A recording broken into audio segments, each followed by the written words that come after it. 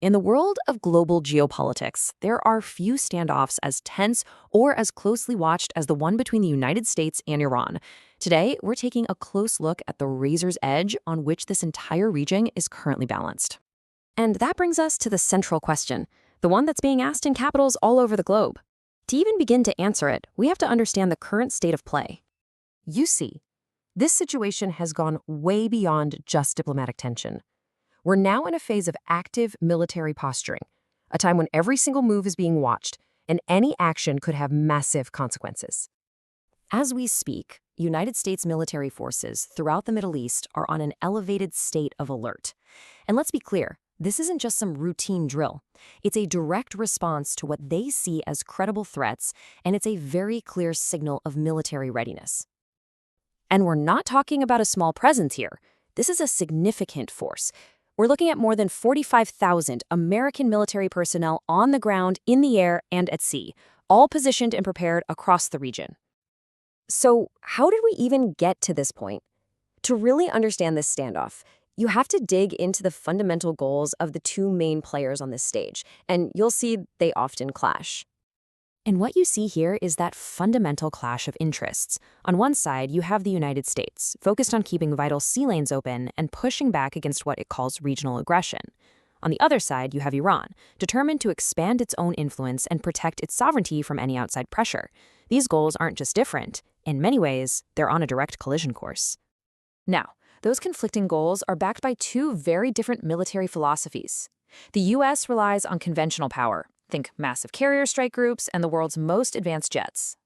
Iran knows it can't compete head-to-head in that arena, so it's invested heavily in what military experts call asymmetric capabilities. We're talking swarms of small, fast attack boats, anti-ship missiles, and a huge arsenal of ballistic weapons.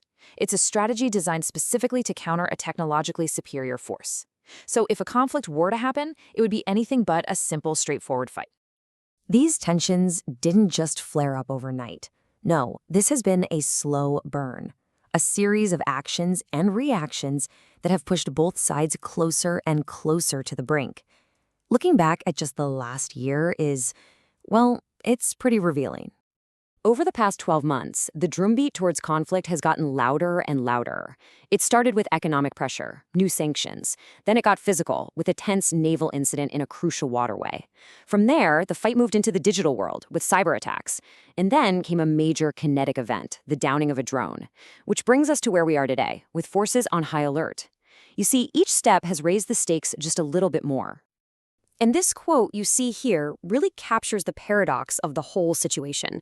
You'll hear both sides say they don't want a war, but in the very next breath, they'll insist they're absolutely prepared to use military force to protect their national interests. It's an incredibly delicate and dangerous line that they're walking. So why does this standoff in one region matter to the entire world? Well, because the very heart of this tension also happens to be a vital artery for the world's energy supply. This is the Strait of Hormuz. It's a critical choke point for the global economy. A staggering 30% of all the world's seaborne oil passes through this one narrow strip of water. So any disruption here isn't just a regional problem. It's an immediate global economic crisis. And the potential consequences are just stark. A conflict would almost certainly cause a massive shock to the global oil supply. It could very easily spiral into a much wider regional war, dragging in neighboring countries. The human cost would be immense, and the economic fallout, well, it would be unpredictable and felt across the entire globe for years. And so, we're left with this final, urgent question. Can diplomacy and strategic thinking pull everyone back from the brink? Or will one more miscalculation, one more accident, be the spark that finally ignites this tinderbox? Right now, the path forward is dangerously unclear.